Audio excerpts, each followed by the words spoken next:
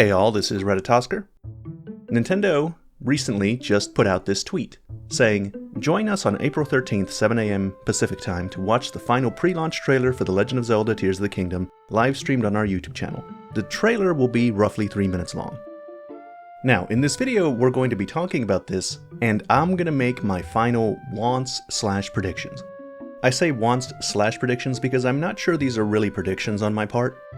I think I'm so full of hype at the moment, I can't actually make accurate thoughts for what would be reasonable for them to show in this trailer.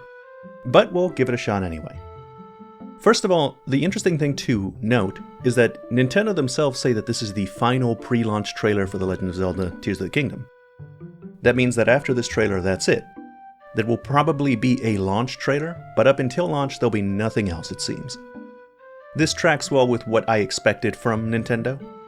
Given their sparse marketing cycle, I said that there would probably be one more thing that they show to get us excited, but that trailer would be short and not at the size of the gameplay reveal.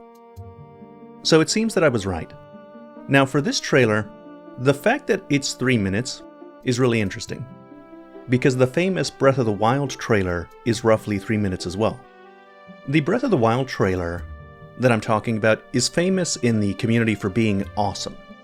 Like, it's a monster of a trailer. They packed a lot of information and stuff into it, especially considering its length. And to top it all off, it's a very high quality trailer. If you go into the comment section for that video, you'll just see people just gushing over this trailer, coming back years later just to look at it. And they're right to, it actually is a great trailer. It showcases Breath of the Wild in its most appealing light. Now, the reason I'm mentioning it is that apart from its quality, its real value in this conversation is how much it revealed. It was a very revealing trailer. It showed off a bunch of different biomes. It showed off the Korkiri Forest, the Master Sword. It showed off the Divine Beasts. It showed off towns. It showed off the interior of the Divine Beasts, which is the equivalent of showing off a dungeon. It showed off a lot of cutscenes. A lot of cutscenes. There were small clips of cutscenes and they weren't with context, but there was enough context. You knew what was going on, more or less. This trailer showed off little gameplay.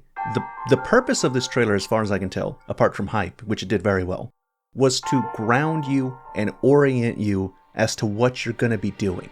Like, it actually talks about what the game is about. What's the goal? What's going on? So now this raises the question, is this trailer that's coming up tomorrow going to be the equivalent of the Breath of the Wild trailer? Is it going to aspire to be the Breath of the Wild trailer for Tears of the Kingdom? And if it is it going to show a comparable number of new things? Because remember, they would have to show us stuff that we hadn't seen before for it to be comparable to the Breath of the Wild trailer. Personally, I hope so. I hope so a lot. I think it would be wonderful if people could come back to this trailer and think of it as fondly as people do for the Breath of the Wild one. And for the moment, my expectations as to what's going to be in this trailer are oriented by the precedent set by Breath of the Wild. So let's get into the wants/predictions. You already know what I'm going to say. Nintendo, show the dungeons. Show that they exist. In the Breath of the Wild trailer, you showed the interior of the Divine Beasts. That's essentially showing the dungeon. You can do it again. You can show me the dungeon. Come on. Every day, I read all the comments in my videos. And every day, I read my comments on my videos. And there's someone in there saying, I want the dungeons. I need the dungeons. Show the dungeons. At the most extreme end of that spectrum, there's people that are like, no dungeon, no buy. But I'll buy it if the dungeon is there. I'll purchase the game if the dungeon is there. I didn't even like Breath of the Wild that much. But if you put in some good dungeons, I'll buy it. I don't care. It's lunacy not to confirm the dungeons at this point. And then whenever I talk about this, people in the comments will be like, oh, I want to be surprised. I don't want them to spoil everything. Bro, I'm not asking for a guidebook to the dungeon. I'd be fine with a 2-second clip of Link inside of an interior that looks like a dungeon. That's all I want. That's all I want. That's all those people want. We live in a pro-dungeon world right now. Even people that have only played Breath of the Wild, even people that don't care about dungeons at all, aren't opposed to them. Like, there's no anti-dungeon people, really. If there are, it's the most extreme of minorities, because I rarely see any kind of anti-dungeon propaganda. And there's absolutely zero people who are currently planning to buy Tears of the Kingdom, but think that them putting in a dungeon is a deal breaker. There's nobody like that. That person, those people, they don't exist. I need to see a dungeon. If only so me and people in my comment section stop harping on about it. Next, the underground. We saw in a trailer a location that seems like a large, cavernous area. It's very spacious down there, to the point where it looks like an entirely new biome. I think this is the most interesting looking area that I've seen in any trailer so far. I'm more excited to explore here than I am in the Sky Islands. And my hope is that this is suggesting a large underground area that's explorable. I'm hoping that it isn't just a cave, and this is just the cave biome, and it's relatively small outside of what we can see in this picture. I want this to be a fully underground area, with multiple entrances and exits from the surface. A sprawling, interconnected biome, similar to the river wells from Elden Ring. I don't need this entire underground section to be just one big underground section, but maybe a series of large underground areas like this. Very big. Size is important here, to the point that you can explore and wander around and you need to find things. And you can't see the edges of the map just by standing in the middle.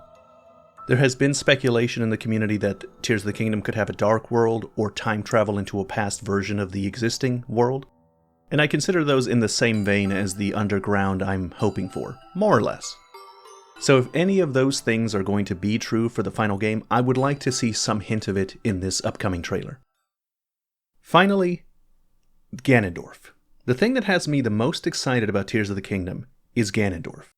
Now personally, this, I don't need any kind of information for it. I'm perfectly excited with what we see. Unraveling the mysteries of what's going on with Ganondorf is the thing that has me the most excited about this game. What we see in trailers suggests that at least the story is more complex than what we got in Breath of the Wild, and that's a very good sign and, in fact, a necessary step in the story being better overall. So what is going on with Ganondorf? Why is he here? The most obvious answer seems to me that Ganondorf's presence in Tears of the Kingdom has a lot to do with demise. It looks like Ganondorf is kept alive and sealed by the Zonai. So my initial thoughts is something like, the Zonai noticed the cycle with demise coming back in a new incarnation over and over, and they decide to keep Ganondorf in the stasis so that he doesn't die and reincarnate somewhere else.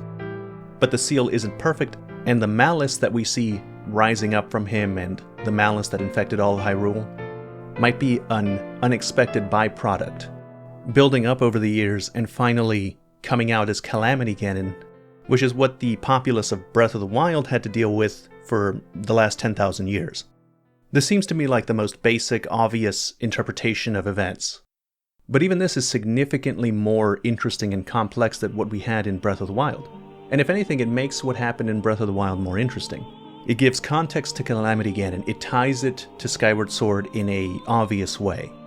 And the cutscenes and trailers that we have so far at least imply that the narrative beats aren't going to be a bunch of disjointed cutscenes that depict cool events that happened in the distant past.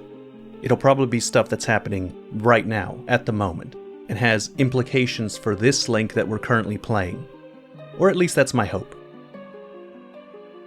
So, those are my wants/predictions. Dungeons, big caves, and Ganondorf. That's the end of this video. As always, thank you very much for watching.